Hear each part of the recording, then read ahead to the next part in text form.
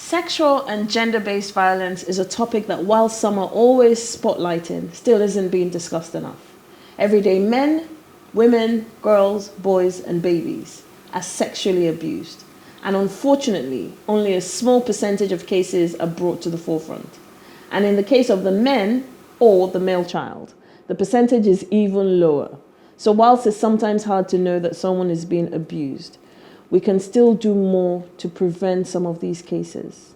Sometimes it takes being more aware, vigilant, sensitive, and cautious. In Nigeria, there are non-government and government support organizations working assiduously to help the victims, but they can't do it alone. You and I need to be a part of the solution, in whatever shape or form we can. One of such organizations is Women at Risk International Foundation, known as WARIF. And with me today is Chinemerem Wealth, a sexual health and gender-based violence educator who currently serves as the project manager and community service lead at WARIF. Chinemerem coordinates and facilitates sexual and gender-based violence prevention and intervention programs in rural communities within and outside Lagos State, Nigeria. And she's also a certified girl, child, and human rights advocate. Welcome, Chinemerem. Thank you so much for joining us today. Thank you so much for having me. Thank you. Good morning. I hope I pronounced your name correctly. Chinemerem. Chinemerem, short form Chichi. Chichi. Yes, please. Okay, so I can say Chichi. Absolutely. Okay, awesome. So the assumption is we all know that sexual and gender-based violence, the assumption is we know what it is, but please, in your own words, can you explain it to us a bit more? Okay, thank you. So sexual and gender-based violence is any form of abuse that is carried out on an individual. It's sexual in nature. It is usually either forced, coerced, through manipulation or domineering the individual. It is mostly done without the individual's consent. So the key word there is consent. So if you use a verbal word sexually against an individual, I didn't ask for it. It's a form of sexual harassment. It is verbal in nature. What do you mean by a verbal word? Okay, so I'm walking down the street and the guy says, "Oh, your breast looks perky in that dress." Or he says, "Oh, look at your ass. It looks like a Manchester or Arsenal." I mean, people say different things on the streets of Lagos and even on social media. I mean, it's not just on the streets. Well, actually, everywhere. Yes. So if you use such words, it's sexual harassment. It is verbal in nature. We also have it in the physical form. So if you take it a step further to probably touch the person, hit them on the bum, she didn't ask for it, so there isn't consent. Now, I said she. People often feel it's only women who have been abused. Men are also abused. So sexual and gender-based violence, it's any form of abuse that is sexual in nature. It is without the person's consent. Is sexual abuse and gender-based violence, is it the same thing? No, they are not. Okay, can you explain that, Okay, please? so when we say gender-based violence, it's any form of violence that is carried out on an individual based on their gender, ethnicity, or maybe race at times. So when you talk about gender-based violence, you're talking about domestic violence, you're talking about rape, you're talking about marital or spousal rape, you're talking about child abuse or molestation, female genital mutilation, we have the child marriage, we have different forms of gender-based violence. These are just some examples. Now, when you say sexual, you're bringing it down to rape, right? That's having forceful sexual intercourse with an individual without the person's consent. You're making reference to sexual harassment. You're making reference to child molestation. Because an adult, you say it's rape. For a child, a minor, someone who's below the age of 18, it is sexual molestation or child abuse. I see. So molestation is also rape, but for children. Absolutely. I see. And is it age specific? Yes, a minor. I mean, yeah, we say below the age of 18. If the person isn't up to 18, then it's a minor. But for an adult, you can't say, I was molested. People use it. People use it a lot. We've heard people say things like, the child was raped. Well, you can't rape a child because a child can't even give valid or informed consent. So when we talk about consent, we're referring to adults because as an adult, I know what it is that I want. I know whether I want to engage in that sexual activity or not. I understand the consequences of being sexually engaged. But for a child, he or she doesn't even have an understanding of what is being done to them because they are not informed about what it is. So only an adult can give valid and informed consent. And for a child, they can't give. And even for adults, I mean, in certain states, they can't give valid consent. So someone who's unconscious, for instance, can't give you valid consent. If they've been drugged. Drugged, exactly. So even if I say yes to that activity, I'm not in my right frame of mind. So whatever thing I say in that time is not valid. I see. In your line of work, you've been doing this for a very long time. What is the percentage of what's the most common age of sexual and gender-based violence that you have seen? Okay, so the youngest that I have seen in my line of work, I would say 6 months. 6 what? That I have seen 6 months. Yes, 6 months. A 6 months baby? Yes. 6 months. I've heard of 3 months, but I didn't see. But the one I've had to engage with in my line of work, I'll say 6 months. 6 months baby? Absolutely. Sexually molested? Yes, please. Or defiled. Yes. 6 months. Yes. And the oldest is about 97. Eh? 90 what? 97 years old woman. 97? Yes. A grandmother. My goodness. Trust me, the statistics are alarming, and a lot of people still feel it's something people make up. We have people on social media who come out to say women make these things up just to bring down a public figure or to destroy that man's name, tarnish his image and all of that. But the truth is, every day, the least we see is about 3 cases a day. I mean, people are coming to report, and it's a good thing that a lot of people feel more comfortable speaking up now. Before now, I mean, people didn't really feel comfortable coming out to speak up. We talk about the stigmatization, the culture of silence. People blame and shame the survivor as opposed to calling out the perpetrator. But right now, we see a lot of young women and even parents or caregivers who feel comfortable seeking help in cases of abuse these days, as opposed to in the past where people just want to keep it calm. And again, it's because some people who even want to report don't even know the right ways to go about it. They don't know the channels to approach. Wow. Can it be prevented? Because, a lot of parents say, this can't happen to my child. I have put the correct measures in place. I trust my staff. I trust their teachers. I trust the people I have put in the responsibility of caregivers, domestic help. So how is it that these things are still happening when there's supposedly a lot of trusted people in these, in these people's social circles? So can this be prevented? Well, I would say kudos to parents who are putting in the right measures to make sure that they protect their children. But the truth is, you can't say you completely trust everybody around you, because we've had cases where the father is the one abusing the child. I mean, I've had to deal with a case where the father raped the 2 daughters, had impregnated one twice, took her for an abortion. So it was the second time it happened that the girl spoke up. We've had cases where it's a religious leader, whether in the church or the mosque or something. I mean, we've seen a whole lot. We've had school teachers, we've had cousins, siblings who abuse. So you can't exactly say, oh, you've put in the right parameters so it won't happen to your child. It's good that you've taken measures, you've put measures in place to protect that child, but it's a continuous thing. I always advise that parents should start early to engage their children. Okay, a typical example I like to give is in the African context. So when a child breaks a dish, for instance, the parent comes and the first question is, why did you break that dish? So do you know how much I bought it? And before you know it, they're abusive on that child, they're all aggressive, right? They don't even ask to find out, hope you didn't get injured, right? Hope you're safe, okay? Now, when that child breaks another dish another day, I won't come to tell you that, Mom, I broke a dish, because I would recall how you reacted the first time. But imagine a parent who notices that, oh, okay, this child has broken a dish and goes, oh, sorry, Chichi, so hope you're safe, hope you didn't, I'm so sorry, okay, did you pack them well and all of that. Next time when I break something, I'll feel comfortable to come speak to you. But our parenting style in Africa is such that you're always raising your voice at your children, you don't have that rapport with them. So they feel, most cases that we even get, it's maybe a teacher in school or one auntie in the area who comes to report the case. And when you ask the child, why didn't you tell your mom? Oh, my mom will beat me. my mom will shout at me. My mom won't believe me. So parents should start early to have a rapport with their children. Start early to teach them these things. And we like to code a lot of things. Penis is penis, vagina is vagina. You have some children say, oh, uncle touched my pee-pee. What's pee-pee? So start early to teach them about their body parts. Let them know that some body parts are private to the other.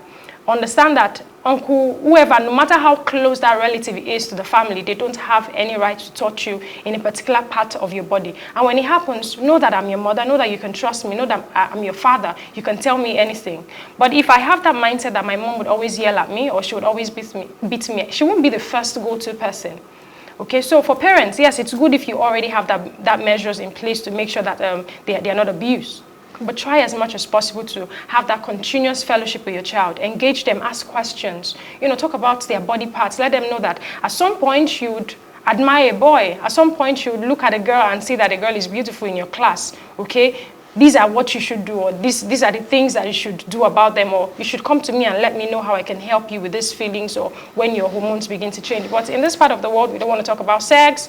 We don't want our children to tell us they are having feelings towards another person in school. So when it happens, they are just hiding and keeping things away from us because they're afraid that when they come to us, we probably won't believe them or would yell at them. So they'd rather keep it to themselves and not speak up. It's interesting because sexual and gender-based violence happens everywhere in the world. Absolutely. But in Africa, primarily in Nigeria, it seems like some of these things happen because of the culture we have, because of our traditions, because of the way of life we have. And what you're saying is we need to start addressing what we consider to be the cultural norms. Yes, absolutely. I mean, a child at a very young age says you can't question an adult. You can't speak up when an adult does something wrong. An adult can't apologize to a child. Okay, but if as a parent you have raised your children to know that regardless of the age of the person, you can respectfully ask questions. You can respectfully call their attention to something they are doing wrong. So my uncle is fondling my breast, for instance, because mommy says you cannot talk back at an adult. I can't let uncle know that what you're doing is wrong.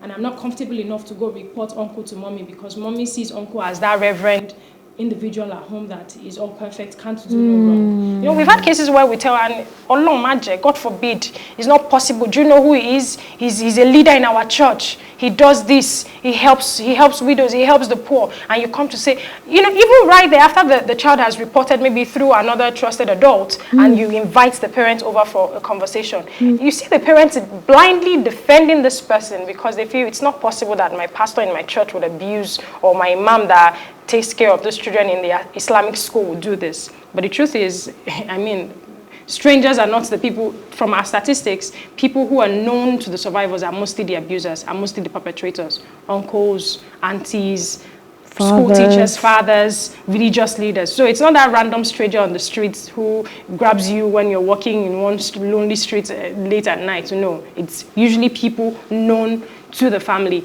And they take time to groom the child. Some of those perpetrators, they take time to groom the child. It starts with, oh, yawo me in Yoruba, meaning my wife, my wife. I understand. Wife. To a child? To a child, yes.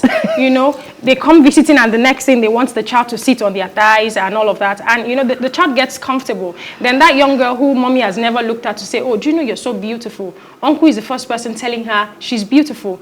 In a way, he's building her self-esteem. She sees uncle as a person who admires her, who sees the best in her. Her mom doesn't tell her that, her father doesn't tell her that. If uncle comes one day and invites her to his room, she won't as much as object because one, there's that trust. Uncle won't do anything to harm me. So she's comfortable enough to listen to uncle saying, auntie actually. I keep saying, the thing is, the statistics says 1 in 6 boys and 1 in 3 girls. So it's not that boys and men are not being abused, but we have more women and girls who are vulnerable to these things. Because they say we are the weaker vessels. We're not weak, we're very strong. But for the men, they won't come out to speak up. It's not so much with the men and the boys, but it doesn't mean that they're not being abused. But we have more women and girls who are being abused. That's why it feels as though I'm making reference to uncle. So, I want to go to the support organizations because I know what WARIF does, and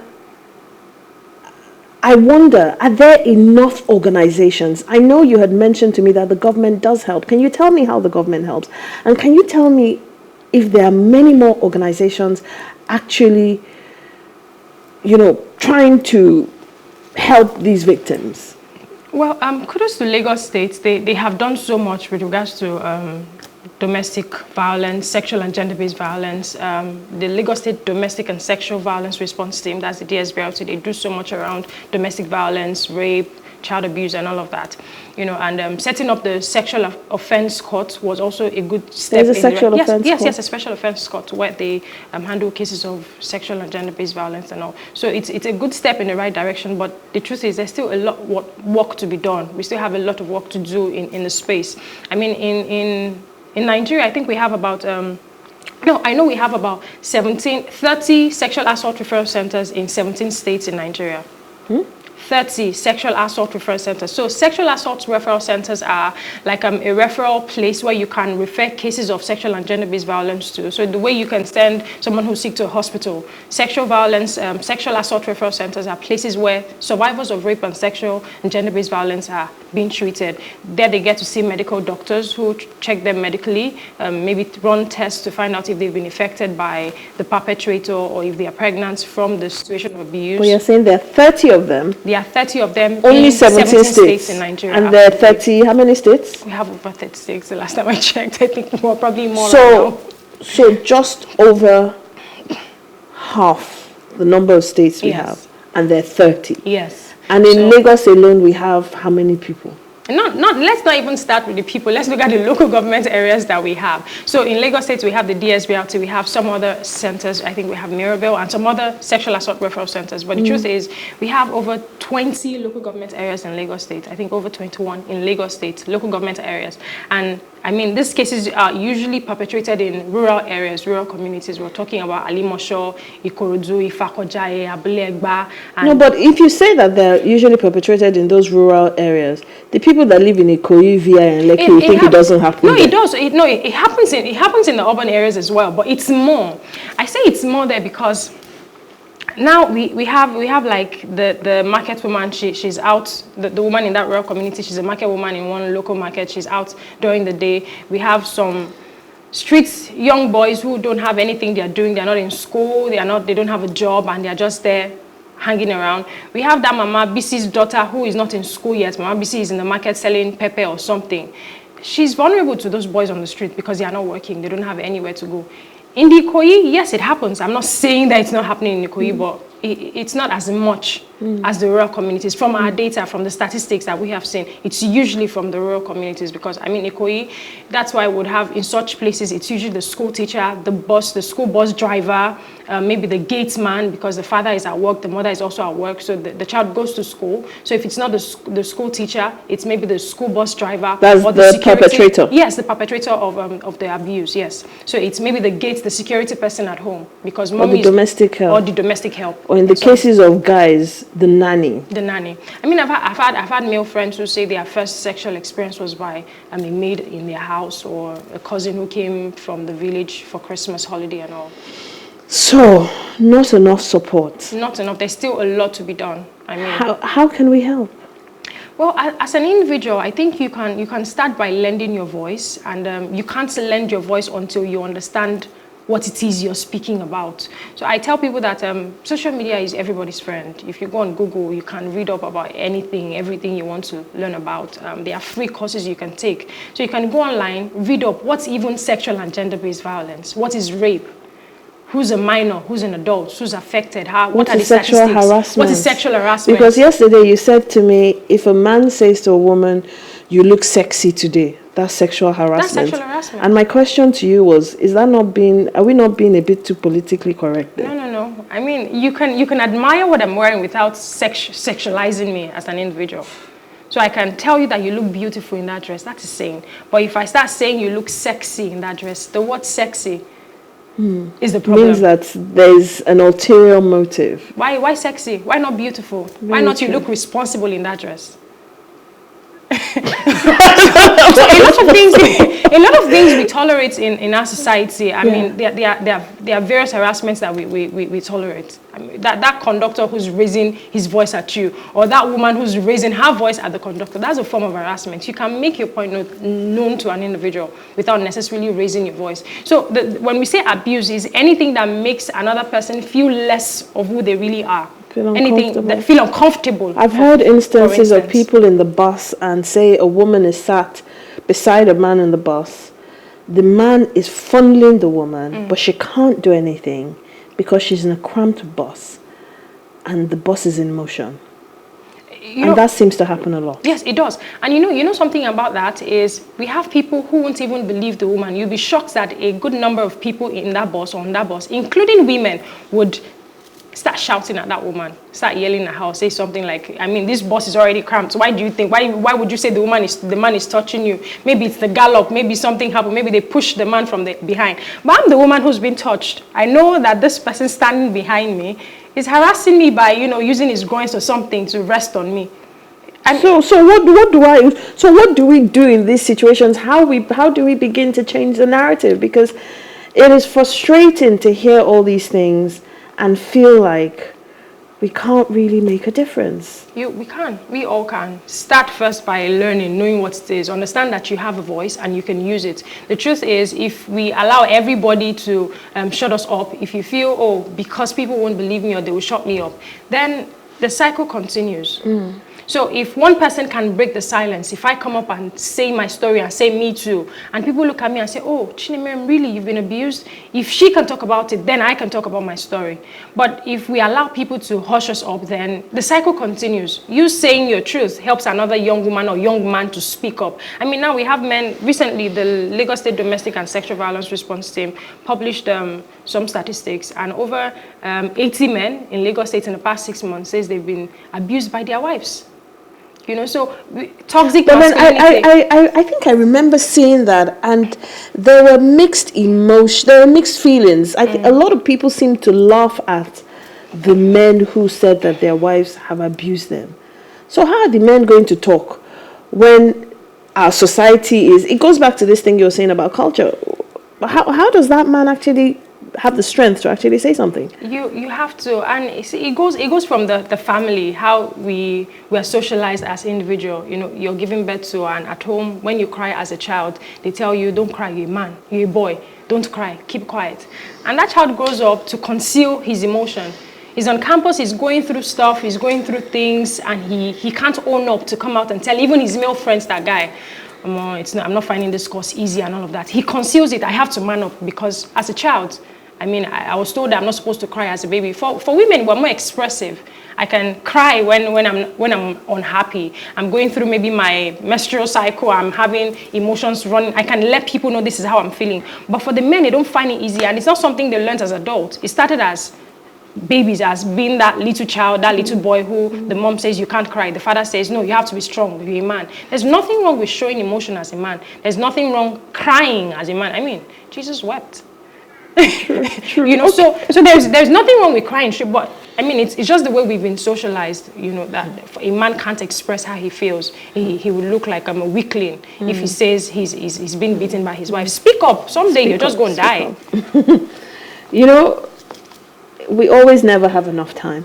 Absolutely. And we've run out of time. And for once, I'm actually quite grateful we have, because this is an extremely emotional topic for me.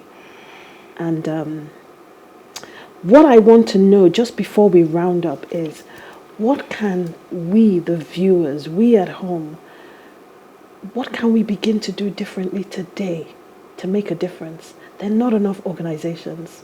How can we help?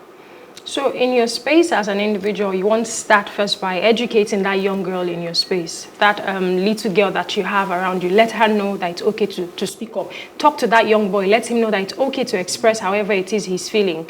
Okay? And use your voice. Use your voice. Use your voice, basically. Speak about it. Don't shame the survivor or blame them. Listen to them and provide whatever support that you can. Thank you so much, Thank you. Chichi. Thank you so much for this. Use your voice. Use your voice. Use your voice. Thank you so much, Chichi. Right, so very, very in-depth conversation. not enough time. John, Helen, and myself will very quickly round up the show. So please stay with us. And I really, really hope we've learned something from this today. Thank you.